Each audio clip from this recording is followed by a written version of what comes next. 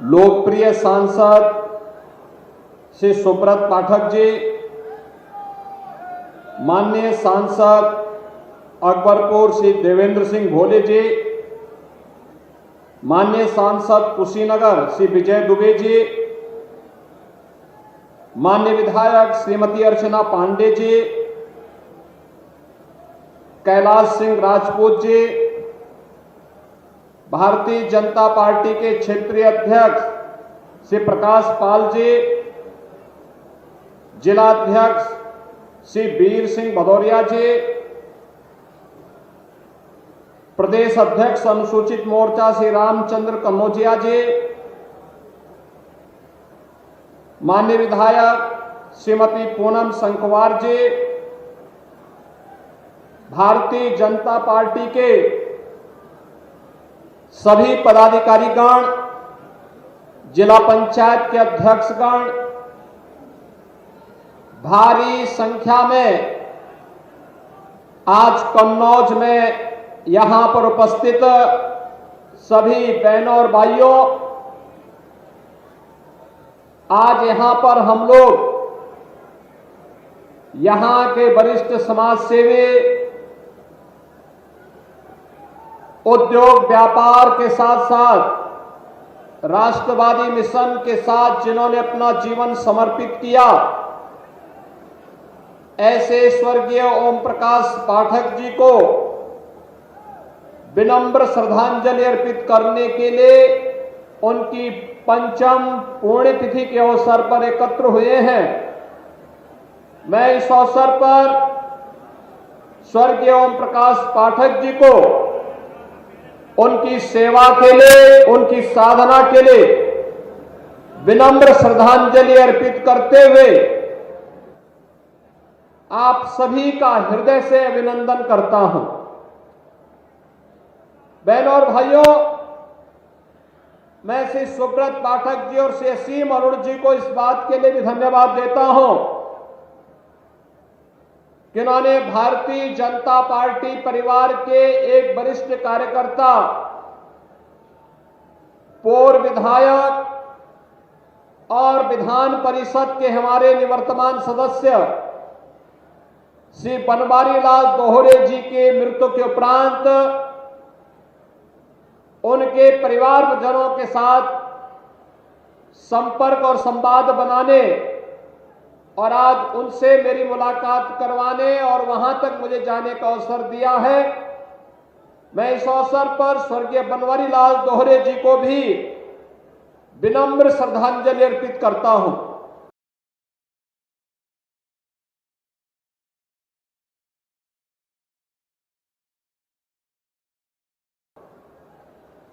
भाइयों बहनों, आज जब कन्नौज में आए हैं तो कन्नौज का तो अपना इतिहास रहा है। महाराजा हर्षवर्धन अपनी दान वीरता के लिए जाने जाते थे और प्रयागराज कुंभ की जब हम बात करते हैं तो महाराजा हर्षवर्धन के बगैर वह सब अधूरा माना जाता है। एक कन्नौज की ही धरती है, मां गंगा की ही कृपा है कि हर्षवर्धन को भी राजा के रूप में स्थापित करने का सौभाग्य कन्नौज की धरती ने दिया और कन्नौज की धरती से उन्होंने देश के अंदर जिस शासन व्यवस्था की नींव रखी थी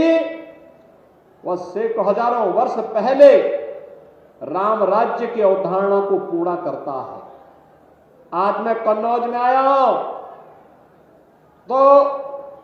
महाराजा हर्षवर्धन के समय से प्रारंभ उस राम राज्य की अवधारणा को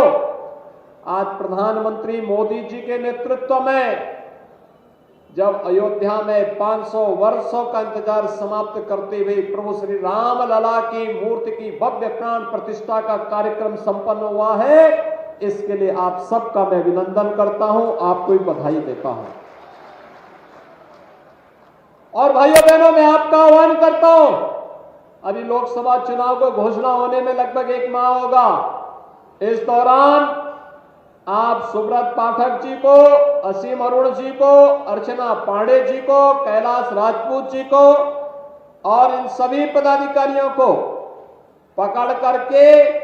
एक बार अयोध्या में रामलला का दर्शन करने के लिए जरूर आइए। कितने लोग अयोध्या जाना चाहते हैं? पूरा ही कन्नौज जाना चाहता है और हम लोग तैयार हैं आप सबका स्वागत करने के लिए।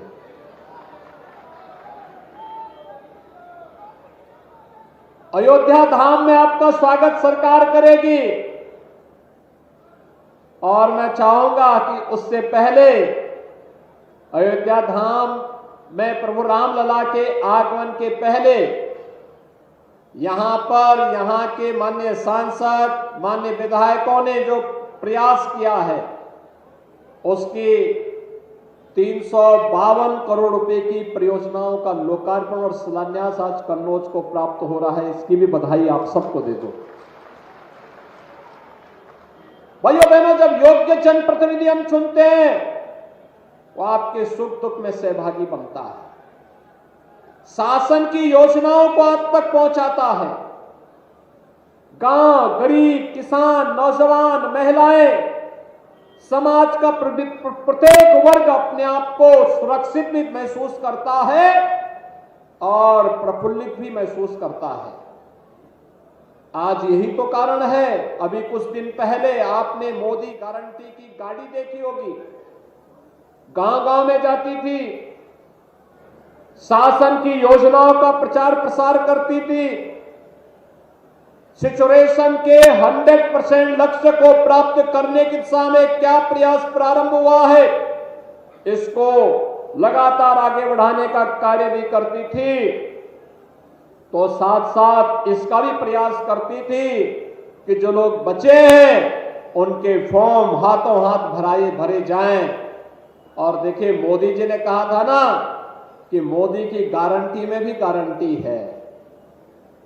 मकान के लिए जिन लोगों ने आवेदन किया था उन सबके मकान की व्यवस्था भारत सरकार ने अपने बजट में इस बार कर दी है। जो 1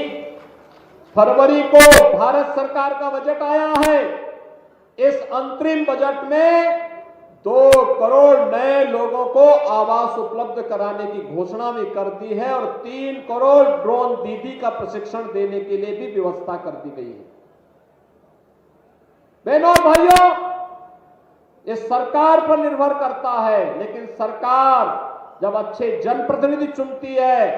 तो उसके परिणाम भी उसी रूप में हम सबके सामने देखने को मिलते हैं। और आपने अच्छा जनप्रतिनिधि चुना, अच्छा सांसद चुना, तो आपके लिए संसद में, देश के अंदर आपकी आवाज उठाते हैं। अच्छे विधायक आपने चुने तो प्रदेश में आवाज उठाते हैं, योजनाओं को लेके आते हैं और उन्हीं योजनाओं को आगे बढ़ाने के क्रम में आज आपको ये सब देखने को मिल रहा है। आप मुझे बताइए, अगर समाजवादी पार्टी की सरकार होती तो क्या रामलला का भव्य मंदिर का निर्माण ये लोग करने देते क्या अयोध्या में? ये इसलिए हो पाया है, डबल इंजन की सरकार है। और डबल इंजन की सरकार न केवल डबल स्पीड के साथ चलती है, बल्कि डबल इंजन की सरकार आपकी आस्था का सम्मान भी करती है और आपको सुरक्षा का बेहतर वातावरण भी देती है। भाइयों बहनों, इसी विश्वास के साथ आज हम सब यहां पर आए हैं। एक विश्वास जिसके लिए यहां पर संघर्ष किया था पुराने कार्यकर्ताओं ने, स्वर्गीय ओम प्रकाश पाठक जिसके लिए अपने को बलिदान कर दिए, स्वर्गीय बनवारी लाल दोहरे जिसके लिए अपना पूरा जीवन खपा दिए, जिस कन्नौज के लिए से सुब्रत पाठक को अपने युवा साथियों के साथ जेल के अंदर रहना पड़ा था, प्रताड़ना सहनी पड़ी थी, लेकिन इसलिए जिससे कन्नौज के सम्मान को और इसके स्वाभिमान को बढ़ा सके। आज इसी का परिणाम है, सरकार यहां पर इत्र पार्क के निर्माण की कार्रवाई को आगे बढ़ा रही है। और मैं आपको आश्वस्त करने के लिए आया हूं कि इत्र यहां की पहचान है। और भाइयों बहनों, यहां के इत्र की सुगंध को दुनिया तक पहुंचाने के लिए न केवल पार्क बनेगा, बल्कि उसको हम आगे बढ़ाने के लिए जिस भी प्रकार के सहयोग की आवश्यकता होगी, डबल इंजन की सरकार कन्नौज के उद्यमियों के साथ, कन्नौज के उन व्यापारियों के साथ हमेशा खड़ी होगी। भूमि की समस्या का समाधान हो, तकनीक की समस्या का समाधान हो, उसकी पैकेजिंग की समस्या का समाधान हो, या मार्केटिंग का या एक्सपोर्ट का, इन सब में सरकार अपने स्तर पर सहयोग करके इत्र के व्यापार को वैश्विक मंच प्रदान करने का कार्य कन्नौज के माध्यम से अवश्य करेगी। भाइयों बहनों, मैं जब भी यहां आता हूं एक बात जरूर सुनने को मिलता है और मिलता था कि कन्नौज में यहां पर गवर्नमेंट मेडिकल कॉलेज था। गवर्नमेंट मेडिकल कॉलेज बाबा साहब भीमराव अंबेडकर के नाम पे था। भारत के संविधान के शिल्पी बाबा साहब भीमराव अंबेडकर। समाजवादी पार्टी की सरकार को पता नहीं क्या चिढ़ थी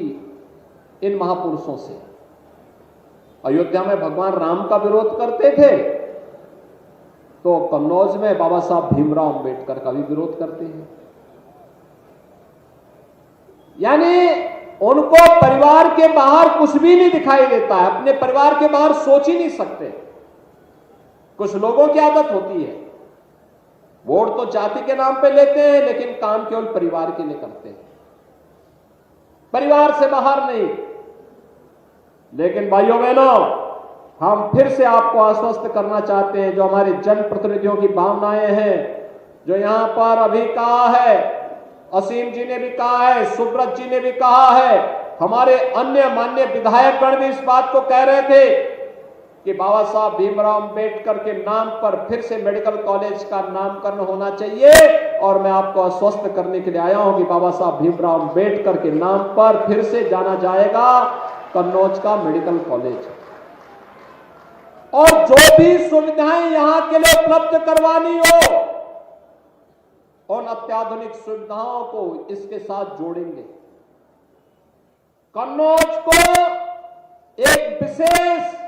व्यवस्था के साथ जोड़ करके इस व्यवस्था को और तेजी के साथ आगे बढ़ाने का कार्य करेंगे। आपने देखा होगा यहां पर आज अपने स्वर्गीय पिता की स्मृतियों को जीवंत बनाए रखने के लिए श्री सुब्रत पाठक जी ने यहां पर दिव्यांग जनों के लिए कृत्रिम अंग उपकरण वितरण के कार्यक्रम को आगे बढ़ाया। 5000 से अधिक यहां पर कृत्रिम अंग उपकरण वितरण के कार्यक्रम संपन्न हुए। बड़ी संख्या में उन लोगों को, जिन लोगों ने कभी भी इन सभी चीजों से अपने आप को कहीं ना कहीं वे लोग वंचित थे, लेकिन आज ये सुविधाएं यहां पर उपलब्ध करवाने का कार्य उनके द्वारा उन दिव्यांग जनों के लिए किया गया। दिव्यांगता हो सकता है उसके लिए तात्कालिक समस्या हो, शारीरिक समस्या हो, लेकिन उसको अगर सरकार के द्वारा थोड़ी भी प्रोत्साहन दे दिया जाए तो वह बड़ी से बड़ी उपलब्धि हासिल कर सकता है। भाइयों बहनों, हम तो सब जानते हैं, अगर उपनिषदों में आप देखेंगे तो अनेक ऐसे उदाहरण आपको मिलेंगे जहां पर शारीरिक दिव्यांगता को लोगों ने, उन ऋषियों ने नकारते हुए अपने दिव्य ज्ञान से पूरे समाज को आलोकित किया है। और मध्यकाल में ब्रजभूमि में सूरदास जैसे ऐसे यशस्वी कवि हुए हैं जिन्होंने अपनी रचनाओं को समाज का मार्गदर्शन किया है। आज भी दुनिया के अंदर आप देखते होंगे या प्रदेश में भी आप देखते होंगे, चित्रकूट में जगत गुरु रामभद्राचार्य जी हैं, दिव्य चक्षु हैं, लेकिन जब वे कथा का वाचन करते हैं तो जिनके पास भौतिक चक्षु हैं वह भी उनके सामने फेल होते हुए दिखाई देते हैं। भाइयों बहनों, दिव्यांगता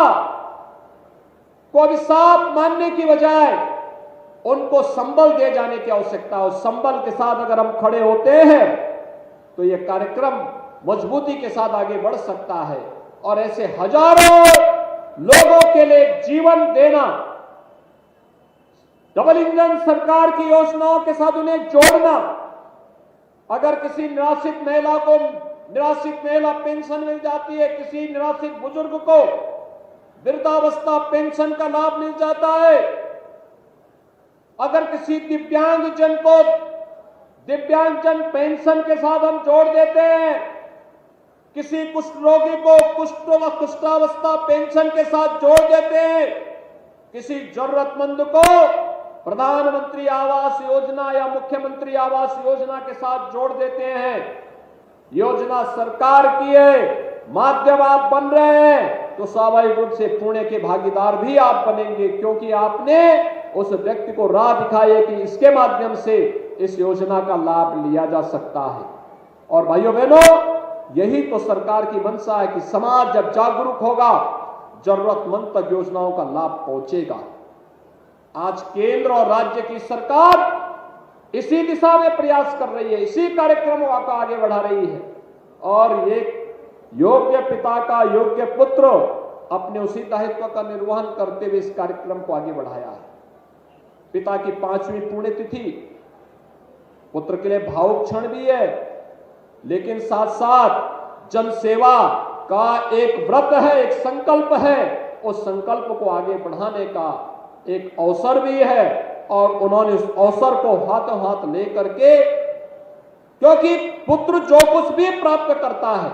माता पिता की साधना से, उनके पुरुषार्थ से उन्हें प्राप्त होता है। और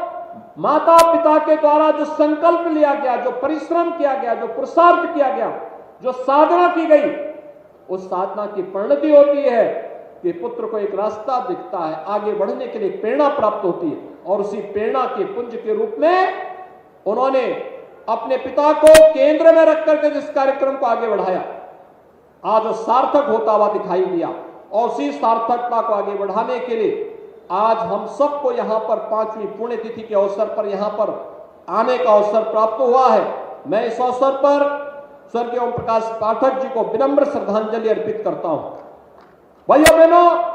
यहां पर स्टेडियम की मांग भी की गई, और मैं तो चाहूंगा, हम तो हर जनपद में एक स्टेडियम देना चाहते हैं, हर विकास खंड स्तर पर मिनी स्टेडियम देना चाहते हैं, हर गांव में खेल का मैदान देना चाहते हैं, हर ब्लॉक स्तर पर यूपी खेलो सेंटर की स्थापना और कोच की नियुक्ति करना चाहते हैं, जिससे प्रधानमंत्री जी के खेलो इंडिया खेलो के अभियान में अपने युवा खिलाड़ियों को हम खेल के प्रति जागरूक बना करके भारत को दुनिया के अंदर एक बार फिर से अपने युवा खिलाड़ियों के माध्यम से भारत की शक्ति और सामर्थ्य का परिचय दुनिया के अंदर दिलवा सके। और उत्तर प्रदेश के अंदर इस प्रकार की व्यवस्था को हम आगे बढ़ाने का कार्य करेंगे। भाइयों बहनों, कन्नौज में भी ये व्यवस्था हम लोग लागू करेंगे, और मैं चाहूंगा जितनी जल्दी हो सके अपना प्रस्ताव भेजिए, सरकार इसमें पूरा सहयोग करेगी, कन्नौज के लिए भी सहयोग करेगी, अन्य जनपदों के लिए भी सहयोग करेगी।